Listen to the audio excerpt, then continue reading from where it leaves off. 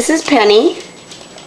Penny got out of the shelter just over a week ago. She's been at the vet's office. And today, she's partway through the journey of starting her new life. She made it this far, and very soon, her new foster family is coming to pick her up. When they do, they'll be able to tell us all about Penny over the next couple of days. And they'll probably tell us Penny's new name. Penny does not know her name is Penny. That's the name she got at the shelter. She's great with other dogs. Very calm, gentle, sweet. She doesn't have any alpha in her from what I can tell. She's following me everywhere I go.